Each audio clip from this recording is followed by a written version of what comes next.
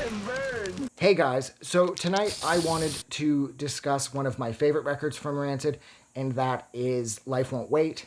Now this was the follow-up to the critically and commercially super successful And Out Come the Wolves that sort of showed that Rancid had more going for them than just being sort of like a one-trick punk pony. That I suppose their first two albums could have suggested that they were, even though I would argue against that because I found their first two albums to be incredibly diverse and really unique and they had their own character, their own feel, their own sound. But Life Won't Wait, it sort of divided the fan base at the time because people said that it was too slow or the sound was too soft.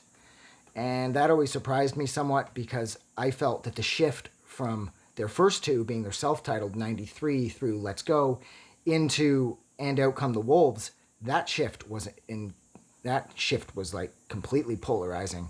There's a massive amount of contrast going on there because I found And Out Come the Wolves slowed everything right down. I mean, the album kicks off with Maxwell Murder, so you assume you know what you're getting yourself into, but then very quickly, all of the songs, like I said, they're a lot slower.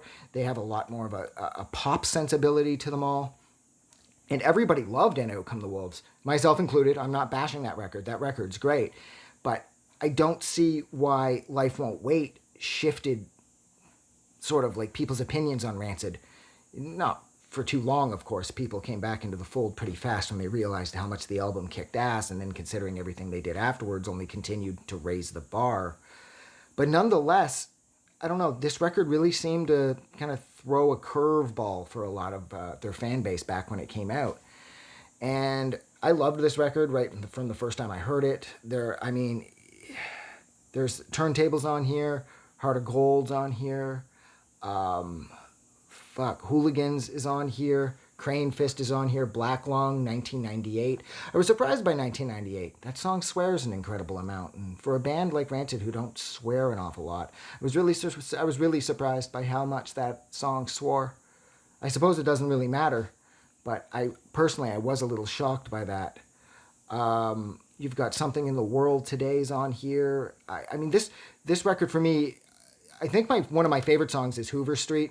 That song has so much heart, and it just shows that Rancid, as songwriters, they were going to continue to grow, and they were going to spread out, like, their tentacles were going to continue to go into all new places, and they were going to get bigger and bigger and more developed. And of course, that's exactly what they did. This record, for me, this was actually that first Bio Case tape that I ever owned. It came in that little, like, flip top, like, environmentally friendly cassette holder where the cassette slid in and out, and the case itself was made of a thick paper. I ended up using it for cigarettes at the time because I was smoking. I smoked throughout high school, and it was great. You could hold up to close to 10 cigarettes in there, and of course it was Rancid, so it was like I had a Rancid cigarette pack, and that was awesome because at that point I was under the misconception that smoking was cool, which it's not. But yeah, I used to use it as a cigarette pack, and I ended up destroying it that way, and well, you know what? Actually, I might still have that somewhere. I couldn't tell you where it is at this point, but I think it's probably gone, because I know, like, the flap at the top that open where you could pull the CD, where you could pull the cassette out, that was so worn from me using it as a cigarette pack that I had to tape it back on a bunch. I remember at the same time, too, those bio-friendly cassette cases were sort of the standard. And RZA's Bobby Digital did the same thing. It had that same case, which was awesome. But yeah, look, I'm going to go. I love this record. Life Won't Wait for me is one of my favorite Rancid albums. It always has been. It always will be. I love Hoover Street. I love Black Lung. I love 1998. Turntables, Something in the World Today, Heart of Gold.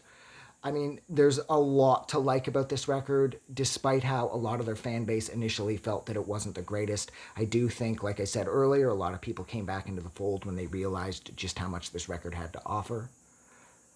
But anyways, yeah, I'm going to go. So, like usual, if you like this review, do something nice for someone because it's awesome. And thank you so much for making it till the end. Don't forget to like and subscribe. Have a good night. I just wanted to say thank you for making it through the entire video. I really appreciate it. And I'm going to remind everyone one more time, even though I've probably already done this in the video that you just watched, to please click the like button as well as the subscribe button because it helps this channel grow. And thank you for hitting like and subscribe, and we will see you guys really soon.